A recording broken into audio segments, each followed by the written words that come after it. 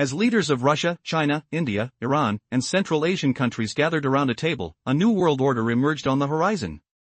Discussions focused on economic alliances, security, and energy independence, topics deliberately excluded from Western influence. In stark contrast, Europe felt the tremors of a shifting paradigm. The largest nations were charting a future without consulting Brussels or Washington, signaling indifference to traditional Western hegemony. President Putin boldly declared, "The era of unipolarity is over. We will build a world where everyone's interests are considered." Sarcastically, one could argue that this mirrored decades of American rhetoric, yet reality often disguised self-interest as global good. Now, the very idea of fairness had returned to the West as a reflection. "Want fairness," they seemed to say, "you'll have it, but not on your terms." China's leadership echoed this sentiment, fortifying the resolve of collective governance. The world needs equality and indivisible security. No one can elevate their interests above humanity's, the Chinese leader affirmed. For American analysts, this proclamation came across as a direct challenge to the status quo. Behind this eloquence lay a significant point, an end to an era where NATO could label any nation a threat as a pretext for expansion. Now, let's pivot to India. The West often considered New Delhi a partner of Washington, but the reality revealed a different narrative. The Indian Prime Minister, with diplomacy and firmness, stated, "We cannot forge the future while ignoring the interests of billions." This declaration indicated India's positioning alongside Russia and China in their rejection of Western dominance, even amid its complex relationship with Beijing. A clear picture began to emerge. These three major Eurasian powers openly challenged the United States and NATO, making a strategic statement backed by resources, markets, and military might. Together, Russia, China, and India comprised nearly half of the world's population, possessing vast natural resources, growing economies, and significant political influence. Meanwhile, what was the West doing? Washington shifted into its familiar mode of rallying allies for coordination, while Brussels called for unity once more. Yet, the notion of unity felt increasingly fragile. As factories relocated overseas and citizens voiced their grievances about foreign intervention, the economic strain became palpable. The demand for accountability and self-sufficiency grew louder in Europe, as people began to question the costly toll of supporting distant conflicts. In this unfolding drama, the West faced a stark dilemma: adapt to an evolving world shaped by new players, or risk being left behind in the pages of history. The clock was ticking, and time was running out for Europe to find its place in this new global narrative. In a world increasingly divided, three nations, Russia, China, and India, represent nearly half the globe's population, vast natural resources, and significant political influence. Meanwhile, what is the West doing? In Washington, there's a familiar call for coordination among allies, while Brussels pushes for unity. Yet, how can they claim unity when their factories are moving overseas, and their economies are losing competitiveness? As citizens in the West clamor to halt endless funding for foreign conflicts, a stark irony unfolds. While leaders of the Shanghai Cooperation Organization discuss new trade routes and energy cooperation, European politicians debate limiting gas stove sales or imposing a meat tax for environmental purposes. The disparity in priorities is striking. Some are envisioning the future of global architecture, while others are ensnared in bureaucratic nonsense. It's crucial to understand that the joint statements from Moscow, Beijing, and Delhi are not mere diplomatic fluff. They are a clear signal: the global order has shifted. The subsequent actions will stem from this new reality. The US and NATO can no longer claim to be the sole arbiters of international affairs. Their voices are increasingly perceived as just one opinion among many, rather than definitive judgments. Economically, this shift is evident. Russia is redirecting its trade towards the east, China is gaining control over critical links in global supply chains, and India is rapidly emerging as a major industrial hub. Meanwhile, the US faces budget deficits, rising debt, and the necessity to maintain alliances through pressure alone. Europe risks losing its industrial strength altogether. So, can we still speak of preserving the old world order? The answer is a resounding no. Even if Europe and the US try to pretend nothing has changed, reality will remind them daily of the contrary. The world as we knew it is gone. This is not just a journalistic cliché, it is a stark fact. International institutions that once operated on Western principles now face their legitimacy being undermined. Organizations like BRICS and SCO are emerging as alternative platforms where decisions impacting billions are made. As the new global dynamics unfold, the question looms larger: how will the West respond to this seismic shift? Will they adapt, or will they cling to outdated paradigms? The clock is ticking, and the stakes are higher than ever. Imagine a world where the old rules no longer apply, where power shifts quietly, but with relentless force. For decades, Western institutions set the stage, shaping global orders by their own design. Now, that stage is shaking. Groups like BRICS and the Shanghai Cooperation Organization have emerged not just as players, but as new centers of power. They make decisions that ripple through the lives of billions, bypassing familiar Western scripts. Irony drips like bitter wine from this transformation. The West pushed hard to sideline Russia and China from the civilized club of global influence. What happened? They ended up building a brand new club, a gathering so magnetic that dozens of countries are lining up to join. For NATO, this is nothing less than a seismic shock. Once the unstoppable engine of expansion and security, it now faces mounting suspicion. More nations see it not as a shield, but as a looming threat. Inside the alliance, fragmentation grows. Turkey maneuvers on two fronts, playing a delicate game of balance. Hungary blocks key European Union decisions. Germany, the former powerhouse of the continent, struggles under the weight of an unfolding crisis. The recent summit of the Shanghai Cooperation Organization was more than a meeting, it was a declaration. This alternative power center is no longer theoretical. It is real, active, and forcing the West to respond, not dictate. When Putin and China's leader talk about a just new world order, these words aren't slogans thrown into the wind. They are cold, hard facts. Russia brings security backed by vast resources and uncompromising political will. China wields its economic might like a giant's fist. India, with its booming population and industrial growth, adds unmatched clout. Together, these three build a system where NATO and the United States find themselves peripheral players, relegated from center stage. The West tried to prevent this. Attempts to isolate Moscow only cemented its role inside a stronger alliance. Pressure on Beijing pushed China closer to Russia.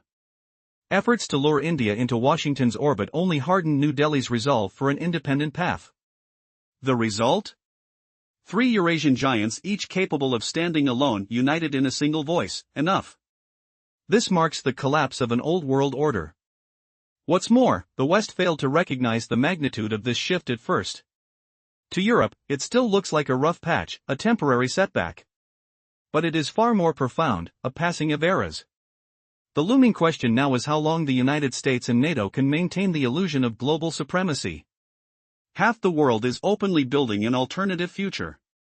And here we are, watching Europe caught in the middle, unable to fully accept Moscow's demands, but also unable to reject them without shattering the myth of a strong, united West. The game has changed. The stakes couldn't be higher. In the midst of Europe's turmoil, Washington has attempted to assert its dominance as the orchestrator of global affairs.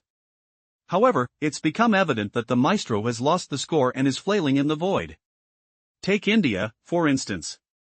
Once viewed as a strategic ally and a counterbalance to China, years of diplomacy and billions of dollars were invested in this partnership. India was meant to showcase Washington's ability to engage with the global South. But in a shocking twist, Trump's recent moves have unraveled this carefully constructed alliance. Upon returning to the White House, Trump swiftly imposed a $25 million tariff on Indian exports, punishing New Delhi for purchasing Russian oil. His blunt declaration echoed, "You can't buy oil from Moscow while building ties with Washington." One would expect India to flinch, yet the opposite occurred. This decision was perceived as a blatant humiliation. Officials in New Delhi responded defiantly, stating, "We won't be dictated to regarding our energy purchases." For the Indian elite, accustomed to handling external pressures with sensitivity, this crossed a critical threshold. The numbers tell a compelling story. India's oil imports from Russia skyrocketed, increasing 15-fold in 2022, and even more in 2023. Transactions are increasingly conducted in rubles and rupees, sharply reducing the dollar's dominance in these deals. This shift strikes a blow not only against U.S. diplomacy but also against its financial hegemony. The dollar, once the cornerstone of global trade, now finds itself sidelined as major players consciously bypass it. India's strategy has evolved. It's not just importing Russian oil but refining it and exporting the finished products to Europe.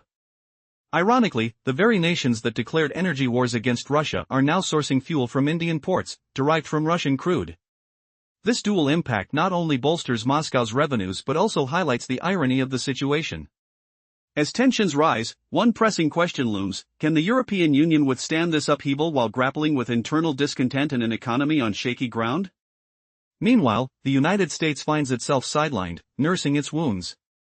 What does this mean for the West as it watches the emergence of a new world order, crafted without its consent? With the stakes higher than ever, the diplomatic chess game intensifies.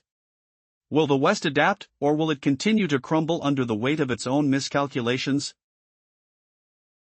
In a world marked by shifting alliances and unexpected developments, the power dynamics are changing rapidly. Recently, Russia has made bold demands for resolving conflicts in Eastern Europe. The Russian foreign minister stated that a sustainable peace can only be achieved if the international community acknowledges 6 new regions as part of Russia. This is no longer a mere diplomatic game, but an escalation that could reshape global relations.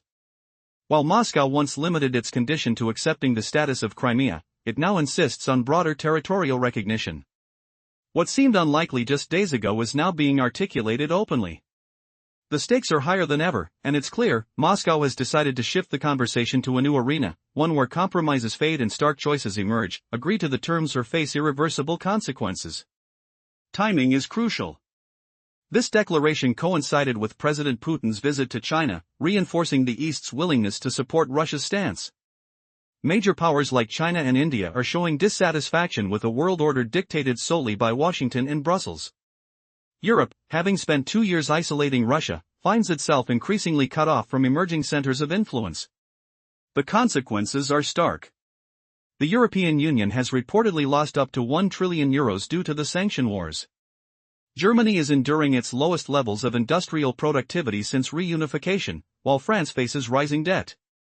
Meanwhile, Russia is enjoying a GDP growth of over 3%, a record grain harvest, and trade surpluses with key partners in Asia. As Moscow insists, recognize all regions, and only then can we discuss peace. What does this mean for Europe? Is this the end of the diplomatic avenues it once took for granted? Europe is painfully aware of the precarious nature of its situation. Discussions about negotiating without addressing Russian conditions would appear futile. Agreeing to those terms would signify acknowledging a severe diplomatic failure in recent years. As tensions escalate, so does restlessness in European affairs. Pressure mounts on leaders to reassess their strategies and actions. But the narrative stretches beyond Europe. The U.S. Congress is embroiled in debates over supporting Ukraine, with both parties divided over whether to continue funding. President Biden is caught between proving resolve and responding to voters uneasy about the vast sums going overseas. Lavrov's remarks raise uncomfortable questions for Washington. How long can one pretend to be in control when global powers are withdrawing from its sphere? As concerns for geopolitical stability grow, the talk of a new world order from China and India has turned heads. In a powerful statement, China's leader emphasized a need for equality and inclusivity in international relations. This is a clarion call for a restructuring of the global system, made undeniably clearer through the collaboration of Russia and India. This implies that the matter of Taiwan could soon loom large, backed by a rhetoric pushing for undivided security and equal rights among nations. In this shifting landscape, how many more allies might the U.S. lose if it continues to impose ultimatums? Countries like Turkey play both sides. Saudi Arabia is cutting deals with China in yuan. Brazil opts for transactions in reais, and now India joins this trend, rebuffing the American blueprint for its influence in Asia. The irony? These changes stem not from crafty maneuvers abroad, but from mistakes made within Washington itself. What the U.S. once viewed as a strategy for pivoting against China has morphed into an unforeseen alliance among Russia, China, and India. Washington must now grapple with a question that grows ever more pressing: how long can it maintain the facade of control when significant nations visibly drift away? If Russia champions these changes while China serves as the guarantor, the worldwide power balance is set for profound recalibration. As the dust settles on this new configuration, one thing is clear: the winds of change are more powerful than ever, reshaping the international order in ways the West has not yet grasped. In a world where the balance of power is shifting, Beijing is boldly asserting its vision for a new global order, leaving many to wonder, is the question of Taiwan now merely a matter of time? The rhetoric is strikingly clear. Non-interference in domestic affairs and equal rights for all nations are key tenets of Chinese policy regarding Taiwan. This stance reflects a significant shift, suggesting that if such declarations were made at the recent Shanghai Cooperation Organization summit, they foreshadow future actions. Russia plays an essential role in this unfolding narrative. By supporting China, Moscow ensures that its ally will not stand alone if tensions surrounding Taiwan escalate. The recent gas agreement between Gazprom and China is not just a business deal, it symbolizes a deepening alliance. Russia secures a guaranteed market for its energy resources for the next decade, while China gains access to stable energy supplies at prices significantly lower than those in Europe. The irony is palpable.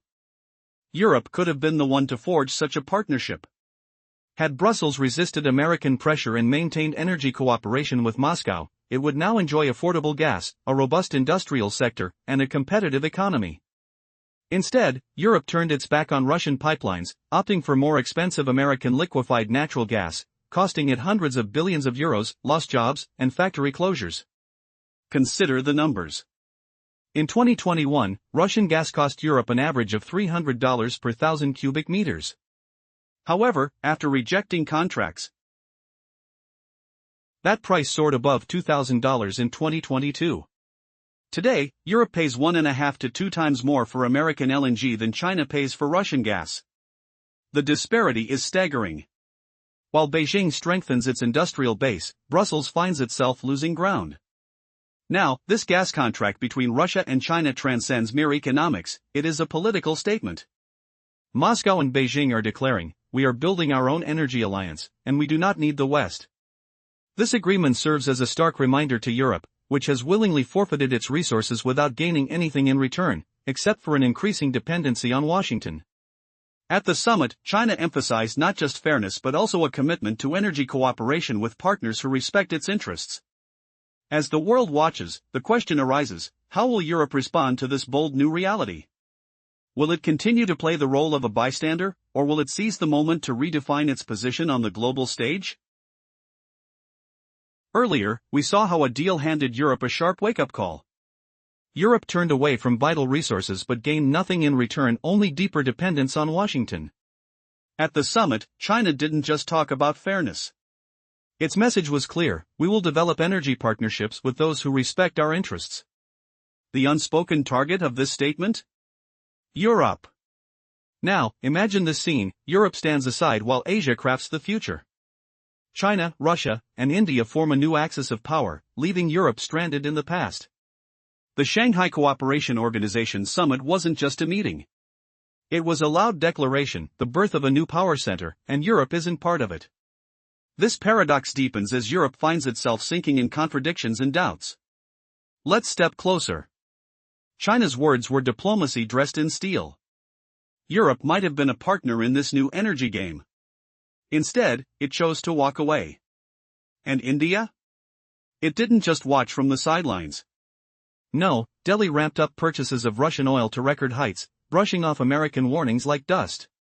More than that, India isn't merely buying raw materials, it's building logistics chains, refining the crude, and turning profit. Meanwhile, Europe, refusing direct deals with Russia, pays inflated prices for the same fuel, now recycled through middlemen. Who wins here? India, Russia, China. Who loses? Europe. Look at the stark reality. In 2023, India imported more than 6 million tons of Russian oil, a record volume. Indian exports of refined petroleum products to Europe surged by 30%. That means Europeans are literally paying India to process Russian oil, only to buy it back at a premium. The bitter irony? The European Union created this trap by blocking direct deals with Moscow. Delhi grabs cheap raw materials, earns through exports, and strengthens its economy. Europe bleeds billions and pretends it's all part of a winning plan. Here lies the tragedy blended with farce. Russia and China openly signal their alliance, making deals, shaping a new world order. India joins in, saying simply, we're with you because it makes economic sense. And Europe? It remains on the sidelines, repeating the same refrain, we stand united with Washington. But for how long? How much longer can Europe afford to pay for this fragile unity? Today, Germany reports a 27% spike in bankruptcies. France faces soaring electricity tariffs. Italy's national debt balloons over 3 trillion euros. All this sacrifice to reject Russian resources, now flowing freely to China and India. The cruel paradox is clear: Europe could have taken China's and India's place. It could have secured cheap gas, affordable oil, built industries, and profited through exports. Instead, it made a choice, becoming a junior partner to the United States. As the camera zooms out, a chilling question hangs in the air: is Europe ready to keep paying this price, while the world's new power balance shifts before its eyes? The old order is crumbling. The stakes have never been higher. And in this global chess game, Europe might soon find itself sidelined for good. As tensions rise between East and West, a shocking reality emerges: Europe is standing at a crossroads that could redefine its future. Imagine a world where a single decision could unravel the very fabric of unity. What if Hungary dared to leave the European Union? Just 5 years ago, Brexit seemed unfathomable, yet now whispers of a Huxit are growing louder. This isn't mere speculation, it's a potential shift that could ignite a domino effect, with Slovakia potentially following suit. The European Union, once a symbol of integration, could devolve into a battleground for survival. Yet, amidst this brewing storm, Brussels clings to the illusion of control, issuing statements of unity and promising aid packages, all while crafting new sanctions. It's akin to a captain on a sinking ship, defiantly declaring, "We're holding course." The disconnection of European elites from reality is palpable. They ignore the winds of change blowing from Hungary, Slovakia, and beyond, where leaders boldly voice the uncomfortable truths. While Asia strategizes a new world order, Europe marches to its own drum, seemingly oblivious. One would think it prudent to heed the warnings from leaders like Viktor Orbán or Robert Fico, considering a future where economic stability and citizen welfare take precedence. Instead, Brussels and Berlin prepare for yet another cycle of conflict, prioritizing confrontation over development. The numbers paint a stark picture. Germany's defense budget has swelled to 150 billion euros in 2024, nearly double what it was 5 years ago. Meanwhile, France is pouring record funds into military modernization, and Poland plans to boost defense spending to 5% of its GDP, positioning itself as Europe's leader in military investment. Yet, amidst these escalating tensions, the question looms larger: will the EU confront its internal fractures, or will it persist in its denial, risking its very existence? The irony is striking: by silencing dissenting voices like Orbán's, Brussels may be undermining its legitimacy, all while European taxpayers struggle with rising costs and shrinking services. As the stakes grow higher, the whispers of dissent grow louder. What will it take for the EU to recognize the reality of its situation before it's too late? Before we dive deeper, let's recall the last part. Germany ramped up its defense budget to 150 billion euros in 2024, nearly double what it was 5 years ago. France is pouring record sums into new military gear. Poland aims to spend 5% of its GDP on defense, leading Europe in this race. Now, here's the bitter twist: all this money comes straight from the pockets of everyday Europeans. Pensioners cling to meager raises. Hospitals scramble with staff shortages and funding gaps. Schools face class closures because budgets dry up. Yet, when it comes to security, the cash flows endlessly. In Brussels, plans are on the table to mobilize entire industries. Factories might switch gears to produce military equipment. Companies willing to supply defense needs get subsidies and tax breaks. Officials call this vital for survival, but for ordinary citizens, it sounds like a betrayal. Your hard-earned money isn't going to your well-being. In Germany, this clash of promises versus reality is painfully clear. The chancellor pledges stronger defense, while crowds cry out for affordable energy and stable jobs. Poland boasts new military contracts, but millions of Poles are forced to seek work abroad. Italy's lawmakers approve more aid for allies, yet voices in the streets grow louder: we have our own problems. Here lies the ultimate paradox. Europe is building a new reality where the economy bends to the logic of conflict. Instead of cutting taxes, creating jobs, or fostering innovation, elites are funneling billions into industries that never yield lasting profits. Tank and missile production adds nothing sustainable, it only deepens the debt spiral. And that debt? It's exploding, not just in tiny steps, but nearly doubling pace. France's debt already tops 110% of GDP, Italy soars beyond 150%. Germany clings to 90%, but the trend is undeniable. A decade ago, France hovered near 90%, Germany proudly maintained fiscal discipline around 60%. Now the numbers tell a stark story of strain. Can Europe keep this up? Will the economic strain tear apart the very unity leaders claim to defend? The ticking clock grows louder with every bailout and defense package. What happens when the weight crushes the people meant to carry it? The question hangs heavy in the air: what's the true cost of this endless arms race? Italy is under immense strain with debt hitting 150%. Germany barely holds at 90%, yet the trends are troubling. Expenditures are rising faster than economic growth, and what's more alarming is the growing inequality. Just a decade ago, France maintained a robust 90% debt level, while Germany prided itself on fiscal discipline at around 60%. This deterioration in financial health paints a stark picture for Europe. Each new economic stimulus, every package of aid, every promise to restore stability spirals into deeper debt. The central question looms: how much longer can Europe endure this reality? This isn't mere speculation, even credit agencies are beginning to express concerns over sovereign bonds in multiple nations. Industrial production is plummeting, creating a paradox: money is being spent, budgets are escalating, debts are piling up, yet instead of fostering development, Europe faces stagnation. Germany is relinquishing its metallurgical plants. France is losing textile factories. Italy's machinery sector is in decline. Over the past 5 years, the number of closed businesses in Europe has doubled, with every second company considering relocating to Asia. Resources are flowing to regions with cheaper energy and lower tax rates. Meanwhile, China and India are stepping in with loans, tax exemptions, and steady resource supplies. In contrast, Europe is raising tariffs and tightening regulations, further diminishing competitiveness. Rather than confronting the issue, Brussels seeks a new strategic autonomy. This term sounds appealing, especially in the speeches of European commissioners. But it amounts to a stark reality: more funding for security measures and even less for social programs. This autonomy doesn't spell industrial revival or new jobs, but rather increased military spending, loans for defense projects, and financing entities intended to shield Europe from external threats. The average citizen is reassured: you'll need to tighten your belts now, but tomorrow, security awaits. But here's the pivot that fuels the rise of right-wing parties. Policies designed to strengthen Europe are fracturing it from within. Hungary's Viktor Orbán boldly states, "We will not pay for others' wars." This powerful declaration resonates far more strongly with voters than any bureaucratic jargon from Brussels. Can Europe turn the tide before it's too late? Only time will reveal if these citizens will continue to endure the burden of decisions made far above their heads. In Europe, a political storm is brewing. Right-wing parties are gaining momentum, fueled by a growing sense of frustration among citizens.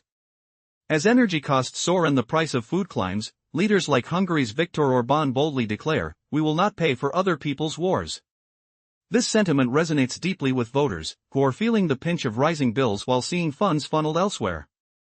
In Slovakia, Robert Fico echoes this sentiment, emphasizing that our citizens are more important. Meanwhile, in Germany, Alice Weidel leads her party with the rallying cry, "Germany first." These slogans reflect a harsh reality: as governments divert resources to military preparations, the average citizen struggles to make ends meet. The irony is palpable: mainstream elites, in their quest for power, inadvertently fuel the opposition. Citizens notice that funds are available, but not for them. Subsidies flow to corporations, loans are granted to the state, and new programs are created for bureaucrats, while ordinary people bear the brunt of rising taxes and declining quality of life. The middle class, once assured of European prosperity, now sees it slipping away like a mirage. Take the airline industry as a case in point.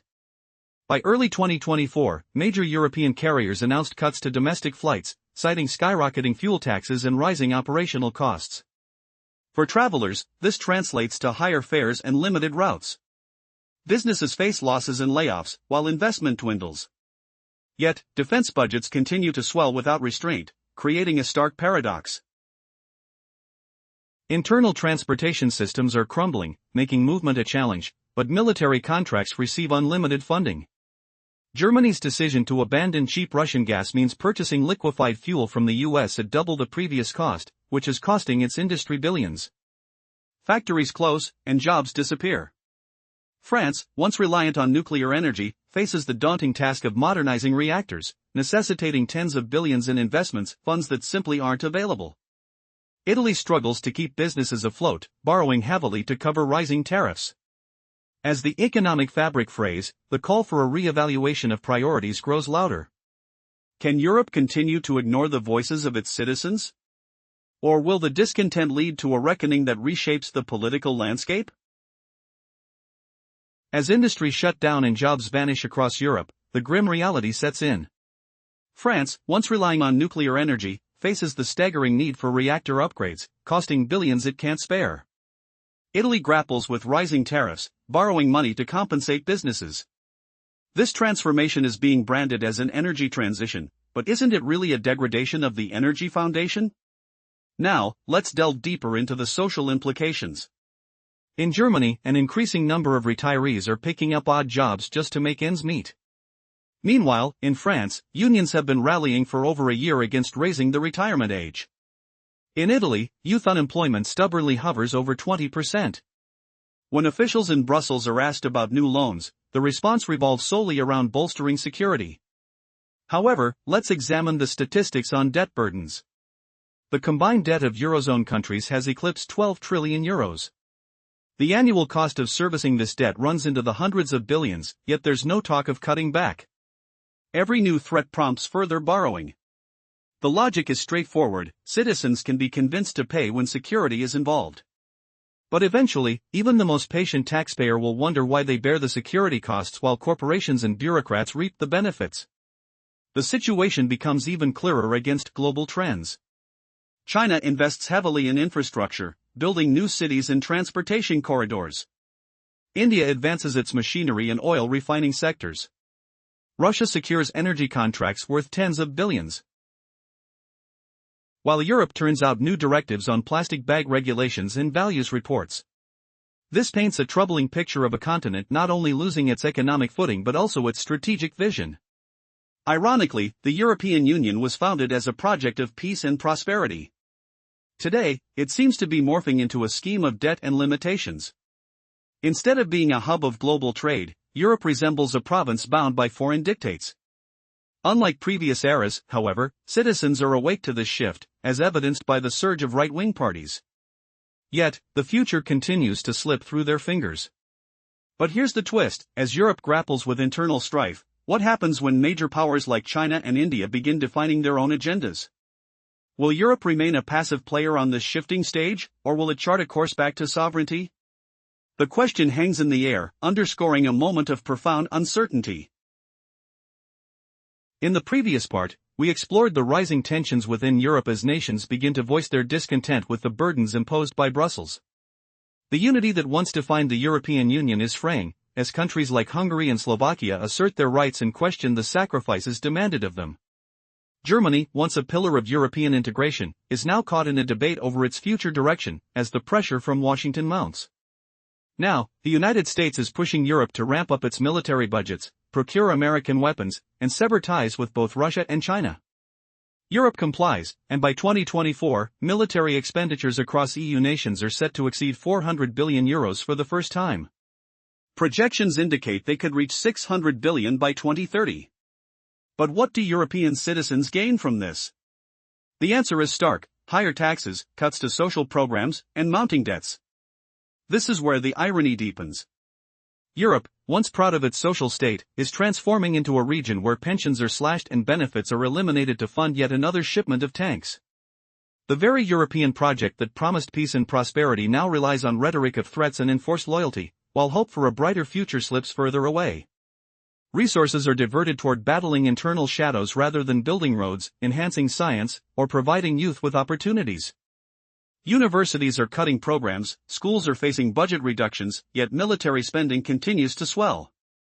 Urban infrastructure deteriorates while Brussels remains fixated on new security challenges. The louder these discussions grow, the clearer it becomes, the real conflict isn't on Europe's borders, but within, between the elite entrenched in their offices and the citizens growing increasingly skeptical of their promises. As Europe stands on the brink, can it find a path back to unity, or will it spiral further into chaos? What will happen when the people demand accountability from their leaders? The stage is set for a reckoning that could redefine the continent's future. In Europe, as citizens grapple with rising costs and dwindling support, the notion of solidarity feels like a cruel joke. With 1 in 4 French people struggling to make ends meet and 1 in 3 Germans fearing job losses due to factory closures, the reality is stark. Their taxes seem to vanish into distant projects, while billions are funneled to support a certain country and its military needs. Amidst this turmoil, populist parties from both the left and right are gaining traction. In Hungary, Viktor Orbán boldly states, "We will not pay for others' conflicts." In Slovakia, Robert Fico echoes, "Our citizens should not suffer due to decisions made in Brussels." Even in Italy, dissatisfaction is bubbling to the surface in parliament. The Netherlands sees populist Peter Omtzig's party poised to dictate future coalitions. This growing discontent threatens the very foundation of the European Union, which was once seen as a place for collective, consensual decision-making. Now, it resembles a coercive mechanism where dissenters face threats of losing their voting rights or being cut off from funding. The more pressure applied, the less willing these nations are to remain part of such a union. Eastern Europe is increasingly vocal about not sacrificing for foreign ambitions. Polish farmers block borders, demanding an end to the influx of cheap goods. Czechs rally in the streets, clamoring for affordable energy. Hungary frequently wields its veto, reminding Brussels that it, too, has a voice. Even Germany, the bastion of European integration, is embroiled in debates about whether to continue a path leading to impoverishment. Meanwhile, Washington pushes Europe toward further commitments, but will they heed the call as their own citizens cry out for change? As the pressure mounts, can Europe maintain its unity, or will it fracture under the weight of its own expectations? What does it mean when a powerful nation suddenly raises the stakes in a high-stakes game of diplomacy? In a shocking turn of events, Russia has issued new demands regarding conflict resolution in Eastern Europe. Sergei Lavrov, the Russian foreign minister, boldly declared that for a lasting peace, the international community must recognize the inclusion of 6 new regions into Russia. This is no longer a mere diplomatic chess game but a stark escalation of demands. Just yesterday, the idea of recognizing these regions was deemed impossible. Now, it is being voiced openly and confidently at the highest levels. Moscow has shifted the conversation into a new realm where compromise is off the table. The ultimatum is clear: accept these terms, or face a complete breakdown of negotiations. The timing and context of this declaration are noteworthy. It coincided with Vladimir Putin's tour in China, signaling a stronger alliance with Eastern powers. China and India, 2 pivotal global players, have made it clear that they will no longer abide by a world where rules are dictated solely by Washington and Brussels. Now, let's examine this situation from Europe's perspective. After 2 years of isolating Russia, the West now finds itself increasingly disconnected from emerging centers of power. Moscow engages with Beijing and New Delhi on equal footing, while Europe grapples with the fallout of its own policies. The economic impact is staggering. Various analyses estimate that the European Union has lost between 800 billion and 1 trillion euros due to the sanctions war. Germany is witnessing a decline in industrial production, the likes of which it hasn't seen since reunification. Once the pride of the German economy, the automotive sector is scaling back operations and relocating factories to the United States, lured by cheaper energy and lower taxes. Meanwhile, France is facing an escalating debt burden, and Italy teeters on the brink of recession. How did Europe arrive at this precarious juncture? The reality is that the continent's isolation tactics have backfired, leaving it vulnerable and economically strained. With tensions rising and stakes escalating, the question remains: is Europe prepared to confront the New World Order, or will it continue to play a passive role on the sidelines?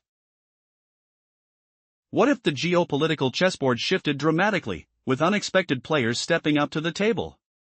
Just recently, Russia unveiled a bold strategy to redefine the conflict landscape in Eastern Europe. Sergei Lavrov, head of the Russian Foreign Ministry, made a statement that could reverberate through international relations: for lasting peace, the world must acknowledge the inclusion of 6 new regions into our territory. This declaration marks a stark escalation, shifting the conversation from the familiar recognition of a single peninsula to demanding full international legitimacy for multiple regions. No longer are we in an era of subtle diplomatic maneuvers. Moscow is drawing a line in the sand: accept these terms, or face an irreparable rupture. The timing of Lavrov's announcement is particularly telling, coinciding with President Putin's tour of China. This backdrop emphasizes the growing solidarity between Russia, China, and India, who together express a clear intent to challenge the status quo set by Washington and Brussels. Amidst this power shift, Europe must confront a sobering reality. After 2 years of isolating Russia, the West finds itself increasingly stranded, cut off from these emerging centers of influence. Moscow now engages with Beijing and New Delhi on equal footing, while Europe tallies the costs of its choices. Economic impacts are staggering. The European Union has lost between 800 billion and 1 trillion euros due to the sanctions, a grim toll echoed in Germany's plummeting industrial output, the worst since reunification. The once proud German automotive industry is downsizing and moving operations to the United States, drawn by cheaper energy and lower taxes. Meanwhile, France braces for soaring debt loads, and Italy grapples with a looming recession. As the stakes escalate, will Europe adapt, or will it find itself continually outmaneuvered on this shifting chessboard? The lines are drawn, and the clock is ticking.